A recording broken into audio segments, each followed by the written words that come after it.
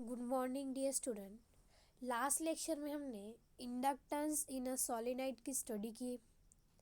तो जो इंडक्टेंस है जो कि किससे रिप्रेजेंट किया जाता है एल से, वो किसको डायरेक्टली प्रोपोर्शनल था, number of turn off solenoid को यानी सोलेनोइड के स्क्वायर को क्या था, डायरेक्टली प्रोपोर्शनल था। और नंबर यानी डायमीटर को, जो डायमीटर थी किसकी, सोलेनोइड की, उसको भी क्या था, डायरेक्टली प्रोपोर्शनल था। इंडक्टेंस इन अ सीरीज और पैरेलल भी हमने पढ़े। तो inductance in a series and parallel तो सेम होता है as it is resistance in a series and parallel की, जैसे जैसे हमने कैपेसिटर इलेक्ट्रोस्टैटिक्स में पढ़े, जो कि हमने कनेक्टेड किए थे सीरीज में और पैरेलल में। रेजिस्टेंस भी हमने पढ़े, रेजिस्टेंस भी सीरीज में कनेक्शंस और पैरेलल में कनेक्शंस पढ़े। उसी तरह से इंडक्टेंस भी हमने सीरीज में कनेक्शंस करके और पैरेलल में कनेक्शंस करके पढ़े। तो सीरीज के लिए क्या मिला था, तो L equal to L1 plus L2 plus L3 एसो ऑन, कहाँ तक के, एसो ऑन प्लस Ln तक के। यानी कि जब भी सीरीज में क्या होता है कि हम किसी भी ऑब्जेक्ट को या किसी भी रेजिस्टेंस हो या कैपेसिटेंस हो या इंडक्टेंस हो, अगर हम उसको सीरीज में कनेक्टेड करते हैं तो उसके लिए फार्मूला क्या हो जाएगा, L1 plus L2 plus L3 एसो ऑन Ln। उसके बाद पैरेलल के लिए हमने पढ़े इंडक्टेंस। तो पैरेलल के लिए क्या होता है कि 1/L equal to 1/L1 plus 1/L2 plus एसो ऑन क्या हो जाएगा, 1/Ln। ओके, इस तरह से किसके लिए आया था इंडक्टेंस, ये पैरेलल के लिए। आज का हमारा टॉपिक है energy stored in a magnetic field, कि मैग्नेटिक फील्ड में कितनी एनर्जी स्टोर्ड रहती है, ये हमें फाइंड आउट करना है।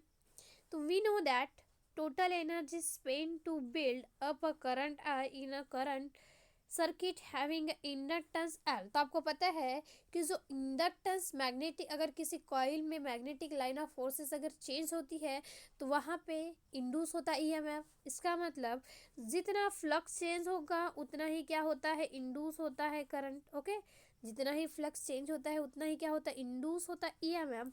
जब डायरेक्टली प्रोपोर्शनल का साइन निकल जाता है तो इसमें क्या आता है, इक्वल टू एल आई। तो एल की वैल्यू क्या होती है, फाई अपॉन आई। तो एल मीन्स जो इंडक्टेंस होता है वो क्या होता है, it is the ratio of magnetic flux to the current, flowing current. किस किस के बीच का रेशियो है, मैग्नेटिक फ्लक्स और फ्लोइंग करंट के बीच का रेशियो है। या हम क्या बोल सकते हैं कि magnetic flux per unit current is called as inductance होता है। तो देखो वी नो दैट कि E इक्वल टू क्या है, minus L D I by D T. तो according to the Faraday first law क्या होता है, E is equal to minus D phi upon D T होता है। और फाई की वैल्यू क्या निकली थी, फ्लक्स इतना निकला था एल इंटू आई। इसमें पुट करेंगे तो E इज इक्वल टू क्या होता है, minus L D I by D T. Okay, इस तरह से होता है। तो वही लिया गया है। वी नो दैट ये जो फार्मूला आया है तो क्या होता है, देखो E equal to minus L D I by D T. तो always D Q change moving against the E M F. यानी क्या होता है कि डी क्यू जो है वो क्या होता है, डी क्यू यानी क्या है, स्मॉल चार्ज। तो जैसे ही स्मॉल चार्ज हम क्या करेंगे, कुछ वर्क डन करेंगे तो क्या होता है कि उसके लिए कितना ईएमएफ होगा, वर्क डन कर रहे हैं, इसका मतलब कुछ ना कुछ वहाँ पे अब वर्क डन करेंगे तो मैग्नेटिक फील्ड लाइन चेंज होंगी। मैग्नेटिक फील्ड लाइन चेंज होंगी तो मैग्नेटिक फ्लक्स चेंज होगा। जब मैग्नेटिक फ्लक्स चेंज होगा तो ईएमएफ क्या हो जाएगा, इंड्यूस होगा। तो डी क्यू क्या है, change moving against the EMF. तो डी क्यू इक्वल टू कितना है, माइनस ई डी क्यू। अब ई की वैल्यू क्या पुट करना है, minus L D I by D T. तो ई इक्वल टू क्या हो जाएगा, माइनस और माइनस माइनस गेट प्लस, तो L D I by D T into D Q. अब डी डब्ल्यू की वैल्यू क्या मिल गई हमें, L D I D Q by D T. तो डी डब्ल्यू कितना हुआ, देखो आपको पता है कि rate of flow of charge per unit time यानी क्या होता है, करंट होता है कि कितने टाइम में कितने चार्ज फ्लो हो रहे हैं, यानी क्या होता है, करंट होता है। तो इसकी जगह हम आई पुट करेंगे तो क्या आ जाएगा, D W equal to L I D I. उसके बाद है, अब ये हमें स्मॉल वर्क डन मिल गया। अब हम क्या निकालेंगे, टोटल वर्क डन निकालेंगे। तो W इक्वल टू क्या हो जाएगा, इंटीग्रेशन डी डब्ल्यू। अब W की वैल्यू आपको पता है कितनी निकली है, एल आई डी आई। तो इंटीग्रेशन कहाँ से कहाँ तक, 0 से आई, एल आई डी आई। अब L क्या है, L is a proportionality constant है, तो L निकल गया है। तो क्या आएगा, integration 0 to I, I D I. अब आपको पता है विद रिस्पेक्ट टू आई है तो क्या होता है, आई का इंटीग्रेशन आई स्क्वायर बाय 2। तो यहाँ पे क्या हो जाएगा, एल आई स्क्वायर बाय 2 कहाँ से कहाँ तक जा रहा है, 0 से आई। तो वर्क डन कितना होगा, total work done half L I square, कितना होगा, हाफ एल आई स्क्वायर। अब ये जो वर्क डन निकला है हाफ एल आई स्क्वायर, यानी ये है U B energy store. U B यानी क्या होती है, पोटेंशियल एनर्जी, जो कि क्या होती है, स्टोर्ड एनर्जी। तो वर्क डन कितना निकला, हाफ एल आई स्क्वायर। तो यही क्या है, यही वर्क डन यानी क्या है, पोटेंशियल एनर्जी है। उसके बाद देखो कि हमने लेंस लॉ पढ़े। तो लेंस लॉ क्या होता है आपको पता है, मान के चलो कि यहाँ पे अगर कोई लूप है और यहाँ पे एक बार मैग्नेट है, यहाँ पे उसका नॉर्थ पोल है और यहाँ पे उसका साउथ पोल है। तो आपको पता है जब हम क्या करते हैं, इसको पुश करेंगे तो यहाँ पे क्या होता है, नॉर्थ पोल क्रिएट होगा। और नॉर्थ पोल क्रिएट होने से इनके बीच में क्या होगा, रिपल्शन होगा। रिपल्शन होगा इसका मतलब क्या होगा कि ये रिपल्शन होगा, इसका मतलब ये क्या होगा, इस तरह से एंटी क्लॉकवाइज डायरेक्शन में मूव करेगा। कौन से, एंटी क्लॉकवाइज डायरेक्शन में मूव करेगा पुश करने से। जब इसको पुल करेंगे तो यहाँ पे क्या हो जाएगा, साउथ पोल क्रिएट होगा। और नॉर्थ और साउथ के बीच में क्या होता है, रिपल्शन होता है। और जब रिपल्शन हो रहा है तो वो कौन से डायरेक्शन में शो कर, करंट कौन से डायरेक्शन में होगा, क्लॉकवाइज डायरेक्शन में।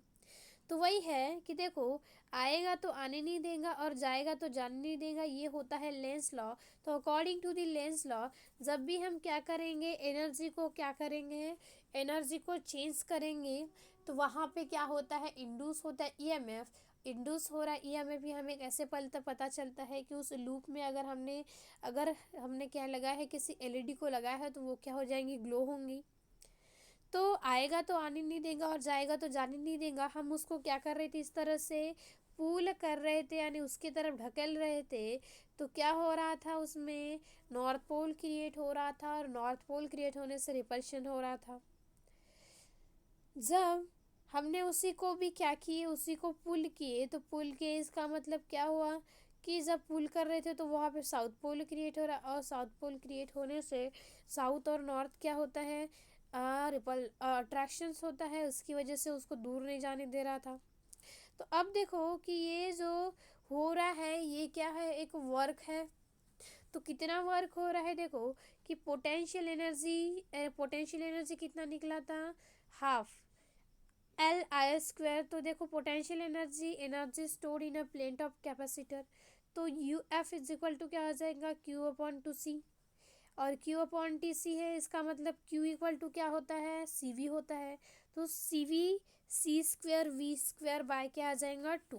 क्या आ जाएगा, sorry, C square V square by two क्या आ जाएगा, देखो कि Q square upon two C है।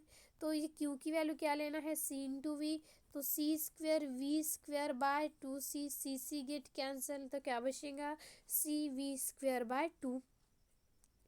तो ये यू ई यानी पोटेंशियल एनर्जी कितनी निकली है, half C V square.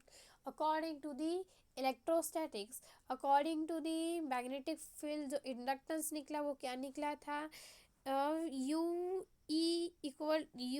B equal to कितना निकला था, हाफ एल आई स्क्वायर। कितना भी निकला था, हाफ एल आई स्क्वायर। और अभी कितना निकला है, हाफ, अभी कितना निकला है, half half C V square.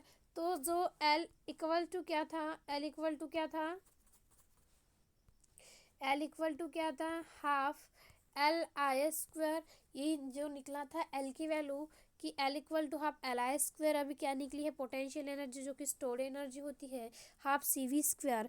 तो हाफ एल आई स्क्वायर का जो हाफ सी वी स्क्वायर है वो क्या है, एनालॉग है। आपको पता है ना एनालॉग हमने रोटेशनल डायनामिक्स में पढ़े। तो क्या होता है, एल की जगह क्या आया है सी, इंडक्टेंस की जगह कैपेसिटेंस, और वी की जगह क्या आया है, मोमेंट ऑफ इनर्शिया। ओके, इसके बाद का हम नेक्स्ट लेक्चर में पढ़ेंगे। अब देखो कंक्लूजन क्या है, energy stored in magnetic flux is a analog to energy stored in capacitor. तो एनर्जी स्टोर करके रखता है क्या, कैपेसिटर क्या करके रखता है, एनर्जी को स्टोर करके रखता है। इसके बाद का हम नेक्स्ट लेक्चर में पढ़ेंगे।